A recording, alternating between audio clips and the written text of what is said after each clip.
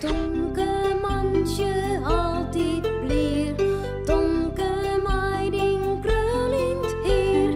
Meiding hoentje sabre taal. Harkje gauw naar dit verhaal. De grutte squallen. Tomke zit in de roente bij juf Klaske. Willeke zit op een prachtig versierde stoel. Ze had een mooie feesthoed op, met fjouwer stippen en het siever fjouwer. Maar Willeke nou naar de grutte squallen, juf? Ja, daarom is het het feest, Tomke. Morgen gaat Willeke naar de basissquallen. Daar had ze al een paar keer west. Nou, kom. Dan zongen we een veske voor Willeke.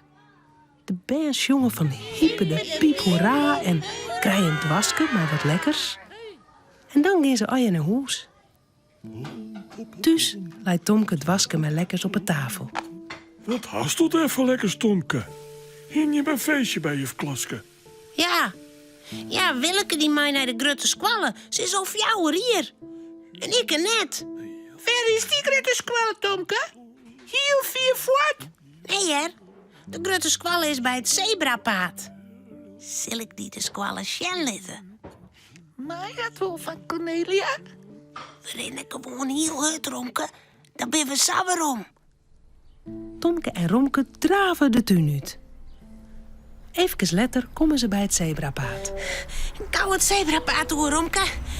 Tja, de auto's wachten al voor u. Ik zie de grutte squallen al. Oh, wat steen daar de protte fietsen in het fietsenhok. Even zien. Hoe komen we nou in de squallen? De deur staat naantje iepen. Tomke en Romke stappen de gong in. Ze jaren stem. Ring je jaskes onder de kapstok, Romke. Krekkels bij juf Klaske. Waar ben die band dan, Tomke? Heel voorzichtig drukt Romke zin door. En dan... Oeh, Tomke, was er eens jen? Wat een protte huiskus. Kies je poepen en pisje? Ja,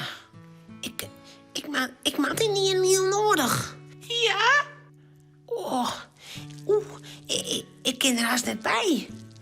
Wat ben die huiskus heeg? Kleer is Tomke.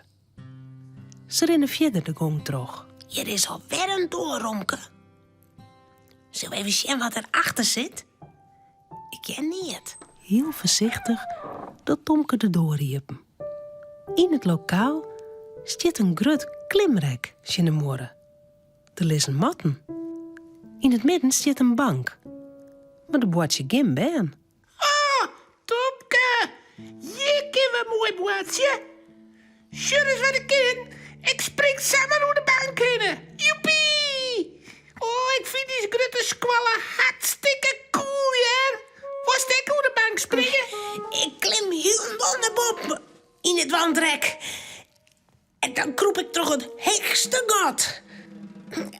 Is dat net gevaarlijk, Tomke? Nee, heer.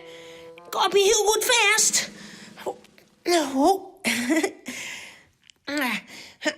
Heger en heger klimt Tomke. Romke vindt het maar knap. Maar dan dwat Tomke net verder. Het is hier zo heeg, Romke. Ik ben een beetje bang. Nou, klim er maar gauw weer naar onderen. Nou, dat waar ik net. Help me, Romke. Oh, Romke.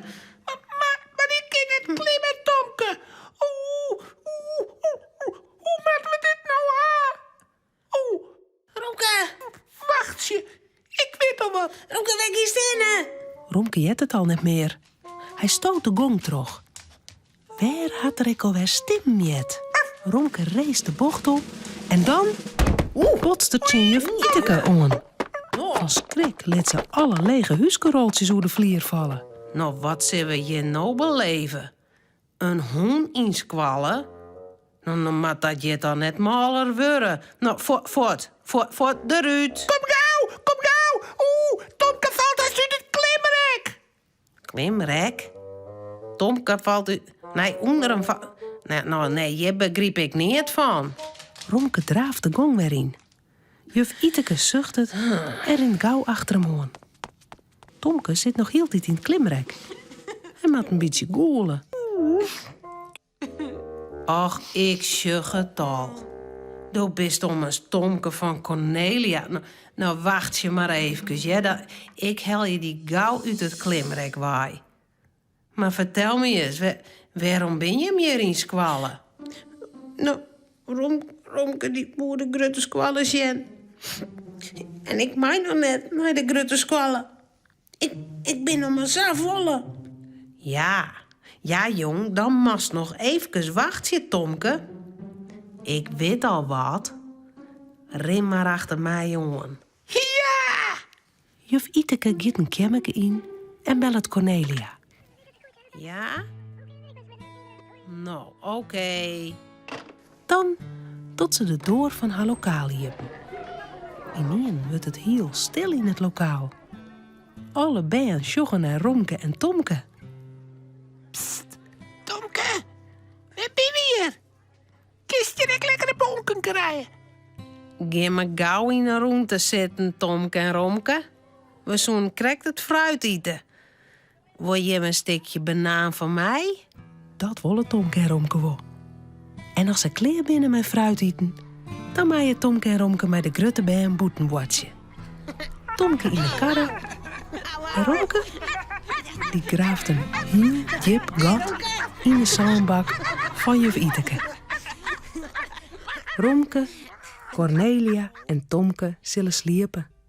Het verhaaltje is nou uit. Voordat ze op haar bedje kroepen, jouwen ze daar nog gauw een tuut.